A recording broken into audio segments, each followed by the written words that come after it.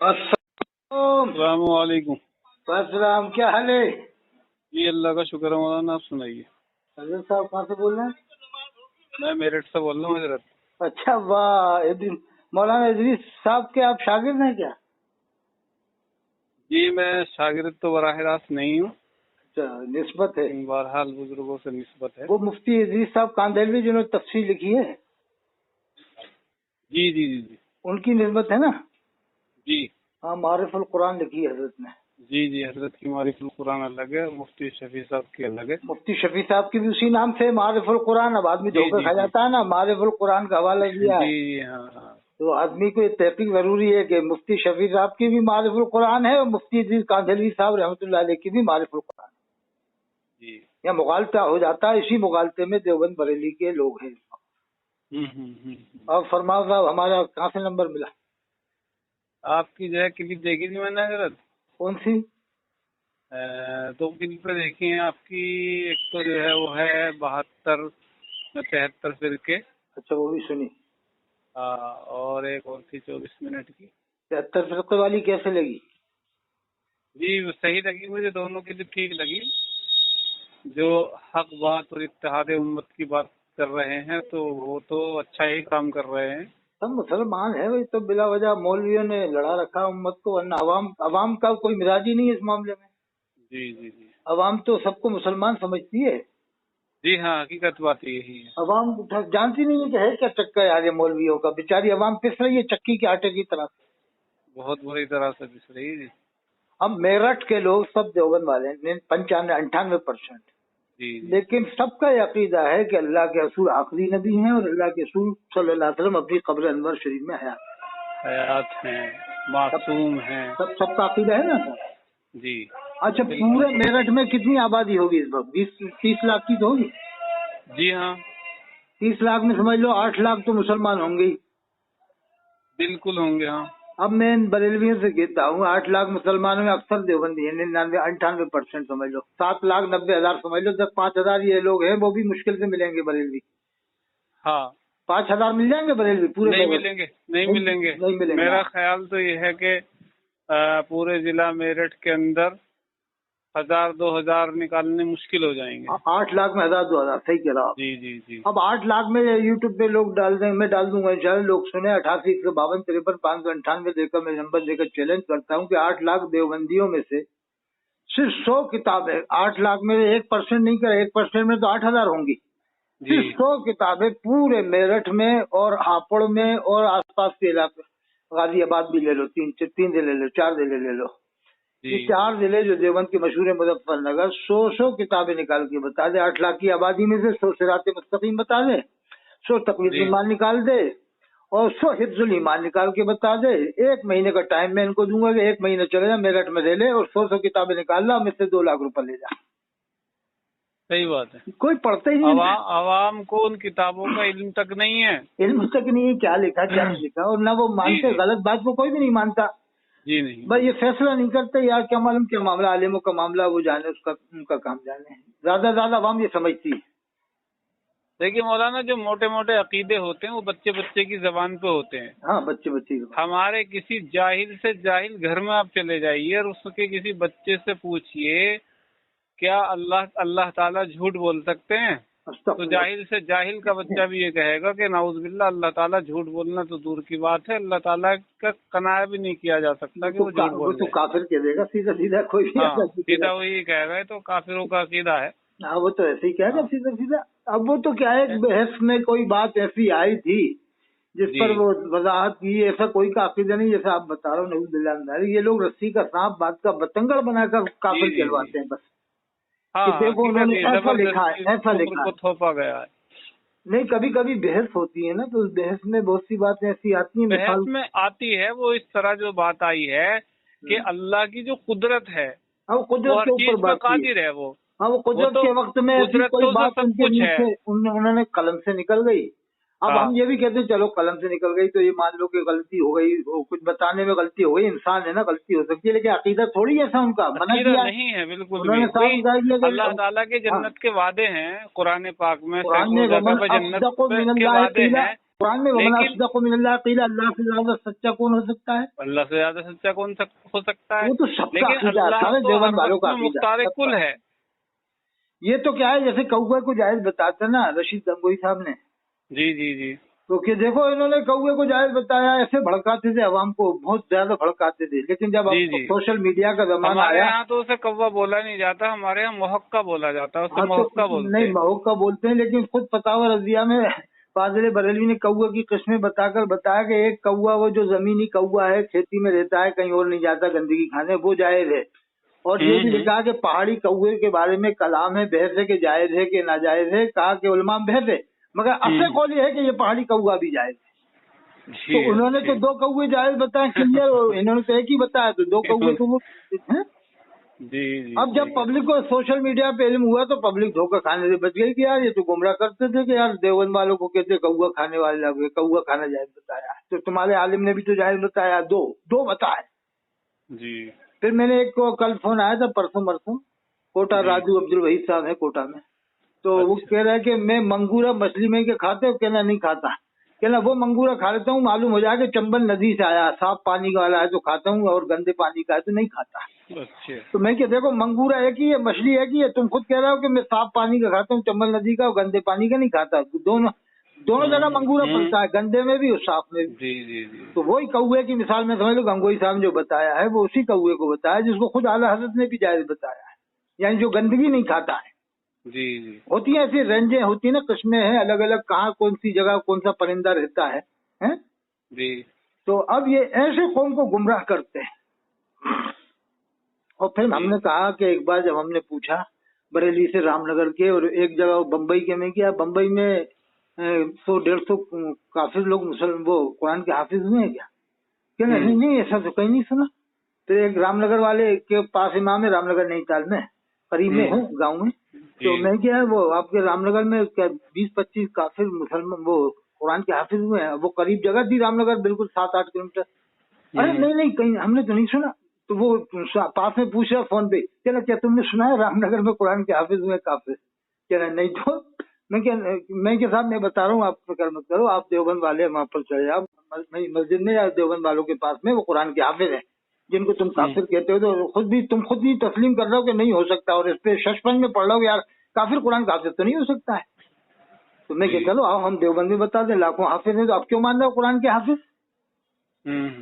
جیسے یہ خود بھی کہتے ہیں اگر ان سے ڈائریکٹ دیوبندی وہابی مت بتا، یہ کہو صاحب قرآن کا حافظ کافر ہوا ہے نا آپ کے گاؤں میں اور یہ آپ کے شہر میں، بھوپال میں، اندور میں؟ کہ نہیں ہم نے آج تک نہیں سنا، نہ کبھی ایسا ہوا۔ تو پھر یہ کیسے ہو گیا کہ دیوبند والے حافظ ہو جاتے ہیں جنہیں تم کافر مانتے ہو؟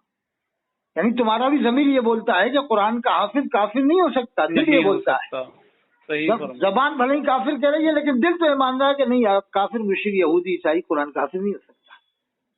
میں نے تو اس پر 2 لاکھ کا چیلنج دیا ہے کہ اگر کوئی قرآن کا حافظ عیسائی یہودی مشرک یا قادیانی بھی، یہودی عیسائی تو لگے، قادیانی تو کلمہ پڑھتا ہے، غالی درجے کا شیعہ وہ بھی کلمہ پڑھتا ہے، میں کہ اگر پورے قرآن کا نہیں آل ورلڈ میں سے اگر 10 پارے کا حافظ لے آؤ، صرف 10 پارے کا 2 لاکھ روپے مجھ سے لے کے جاؤ۔ تم تو کہتے ہیں نا قرآن کا حافظ کافر، یہ بریلوی لوگ کہتے ہیں کبھی کبھی بچنے کے لیے سوچتے ہیں کہ یار دیوبندی حافظ ہوتے ہیں، اب اس کا کیا توڑ کریں، تو کہتے ہیں نہیں کافر بھی ہو سکتے ہیں۔ میں کہ ہو سکتے ہیں تو لے آؤ، میں کہ پورے قرآن کا نہیں صرف 10 پارے کا لاؤ اور 2 لاکھ روپے لے کے جاؤ۔ میں نمبر بھی دیتا ہوں 88-152-53-558۔ میں تو اب 10 پارے کہنے لگا، پہلے تو میں پورے قرآن کا کہتا، اب تو میں صرف 10 پارے کہتا ہوں، 10 پارے والا لے آؤ اور لے جاؤ 2 لاکھ روپے مجھ سے۔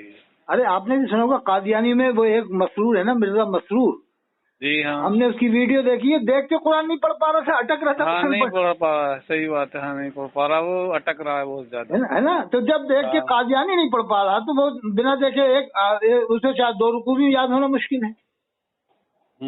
ایسی میں لکھنؤ جاتا رہتا ہوں تو مولانا ابو الحسن نظام الدین محمد فرنگی میلے ابھی ہیں، بہت کم عمر ہے، ابھی 55 سال کے لگ بھگ ہیں، لیکن وہ علم کے پہاڑ ہیں، ندوہ میں پڑھاتے ہیں، علم میراث میں ماہر۔ وہ مولانا عبدالحی فرنگی محلی کے خاندان سے ہیں؟ ہاں بہت زبردست عالم ہے اور بالکل سادہ طبیعت، بالکل سادہ مزاج۔ میں جاتا رہتا ہوں اس کے بعد جب جاتا ہوں تو وہ خود جب یہی بات ہماری یہاں ہوئی تو کہہ رہے تھے کہ شیعہ حضرات نے یہاں پر تحفیظ القرآن کے نام سے ایک شعبہ کھولا تھا بچوں کو حفظ کرانے کا۔ تو وہ کہہ رہا ہے کہ جب دیکھا شیعہ حضرات نے کہ بچے قرآن یاد نہیں کر پا رہے تو کہنا وہ درجہ ہی ختم کر دیا انہوں نے۔ یعنی حفظ قرآن والا درجہ ہی ختم کر دیا کہ دیکھا کہ بچے قرآن نہیں یاد کر پا رہے ہیں.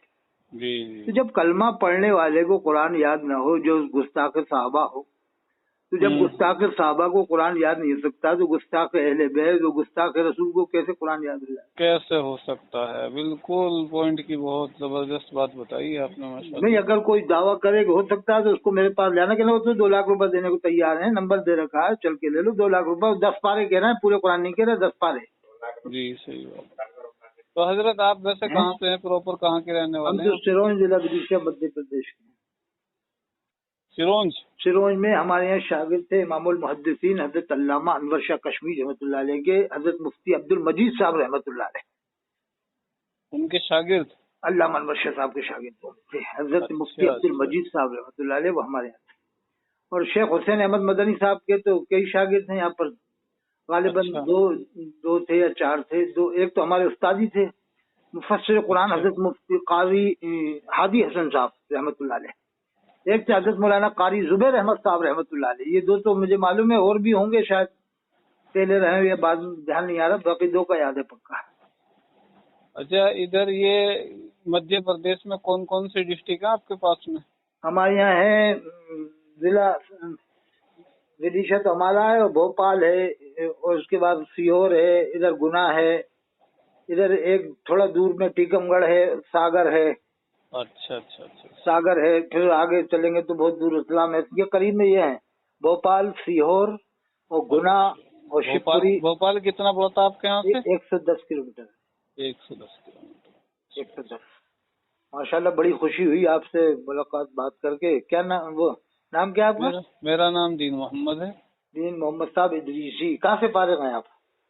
جی میں اصل میں فارغ التحصیل تو مکمل نہیں ہوں، لیکن بس میری نسبت جو ہے ان سے الیاسی حضرات سے اور جو ہے آپ یہ کیرانہ والوں سے ان سے ہے. کیرانہ میں بڑے بڑے عالم ہوئے ہیں. وحید الزما کیرانوی صاحب. جی وہیں کے تو تھے مولانا عبد الوحید صاحب کیرانوی. جی، جو ادب کے وہ تھے استاد شاید. جی وہیں کے تھے، وہ کیرانہ ہی کے وہ تھے مولانا رحمت اللہ علیہ، جنہوں نے جو ہے فنڈر انگریز سے جو ہے جو پوری دنیا کو اس نے چیلنج کر رکھا تھا، اس سے مناظرہ کیا تھا، اور انہی کے دوسرے مناظرے کے اندر جو ہے وہ خودکشی کر کے مر گیا تھا فاؤنڈر انگریز. آپ کے میرٹھ میں بھی بڑے بڑے علماء ہوئے ہیں صاحب. جی. ایک تو مولانا عاشق الہی بلند شہری بھی یہیں کے ہیں، اور مولانا بدر عالم میرٹھی. اچھا، 3 میرٹھ میں تو بریلوی عالم ہوئے ہیں جو دنیا میں مشہور ہیں. ایک تو امام النحو حضرت علامہ غلام جیلانی میرٹھی رحمۃ اللہ علیہ، اور ایک تھے مبلغ اسلام حضرت مولانا عبد العلیم صاحب میرٹھی رحمۃ اللہ علیہ، جنہوں نے ودیشوں میں کام کیا اسلام کا. اور ایک تھے حضرت مولانا مختار احمد صاحب میرٹھی رحمۃ اللہ علیہ. یہ 3 بڑے ٹاپ کے عالم دنیا کے تھے میرٹھ میں. لیکن ان تینوں کا مزاج ایسا نہیں تھا جیسے بریلویوں کا. مجھے ایسا لگتا ہے آئیڈیا کہ ان تینوں نے اگر ایسا کام کرتے تو میرٹھ میں یہ کام کرتے نا وہاں پر. کیا خیال ہے؟ دوبارہ سے نام بتائیے ان حضرات کے. امام النحو جنہوں نے بخاری شریف کی وہ بھی لکھی شاید شرح، حضرت علامہ غلام جیلانی میرٹھی رحمۃ اللہ علیہ. اچھا. جن کا مدرسہ بھی چھوٹا سا چلتا تھا کسی جگہ پر میرٹھ میں. ان کے شاگرد کوئی تھے نائب شیخ العزیز، جس کا انتقال ہو گیا. وہ وہاں پر وہ دیوبندی بھی نماز پڑھنے آتے تھے اس مسجد میں، سب آتے تھے. تو وہ میرٹھ کے ہی تھے. علامہ غلام جیلانی میرٹھی، ان کے داماد رام نگر نینی تال میں ہیں. اچھا. اور ایک تھے مولانا قاری وہ حضرت مولانا عبد العلیم میرٹھی، جنہوں نے ودیشوں میں کام کیا، یعنی باہر ملکوں میں بہت سفر کیا. اس میں قریب 35 یا 36 ملکوں میں کام کیا. اور ایک مولانا مختار احمد صاحب. اچھا. لیکن یہ حضرات کا مجھے ایسا لگا، میرا آئیڈیا ہے خود کا، کہ ان تینوں ٹاپ کے جو بریلویوں میں شمار ہوتے ہیں، لیکن انہوں نے وہاں بریلیت کیوں نہیں پھیلائی میرٹھ میں؟ اس کا مطلب اندازہ مجھے یہ ہوا کہ یہ خود بھی جانتے تھے یار ان کی باتیں سب صحیح نہیں. ہاں وہ طبقے میں شمار ضرور کیے گئے، لیکن سوچا کہ یہ کام مت پھیلاؤ یہاں پر میرٹھ میں. صحیح بات. اب وہ جب آدمی کسی جگہ رہے گا تو وہیں رہے گا، وہ ایک دم کھل کے تو کوئی بات ایسی کرے گا نہیں عام طور سے. جی. نہیں تو آپ بھی جانتے جو اتنے بڑے بڑے عالم 3 رہے وہاں پر، تو پھر میرٹھ میں بریلیت کیوں نہیں پھیلائی؟ ہاں صحیح بات. جب پوری دنیا میں علامہ عبد العلیم میرٹھی رحمۃ اللہ علیہ گئے تو پھر میرٹھ کیوں چھوڑا؟ صحیح بات ہے. ان کے نام سے ایک مدرسہ بھی چلتا ہے جمدہ شاہی میں، علیمیہ، یہ بستی میں بہت بڑا مدرسہ ہے علامہ عبد العلیم میرٹھی کے نام سے، جس میں 700 سے 600 لڑکے پڑھتے ہیں کم بیش. تو جب اتنا بڑا مدرسہ علیمیہ وہاں چل رہا ہے جمد شاہی میں، تو پھر میرٹھ میں کیوں نہیں بنایا؟ کیا خیال ہے؟ صحیح بات ہے. ٹھیک ہے، میں حضرت آپ سے انشاءاللہ پھر گفتگو کروں گا. بڑا اچھا لگا مجھے آپ ہمارے ایک سے. ساتھی آئے ہیں اور میرا پیشہ جو ہے وہ حکمت کا ہے. اچھا، انشاءاللہ رابطہ رہے گا آپ سے، کبھی ملاقات رہے گی تو فون پہ. اور انشاءاللہ میں رابطے میں رہوں گا، آپ کا نمبر لکھ لوں گا. ٹھیک ہے، ٹھیک ہے. میں ڈلوا دوں چینل پہ سے؟ جی بالکل ڈلا سکتے ٹھیک ہے صاحب، جزاک اللہ. السلام. ہیں.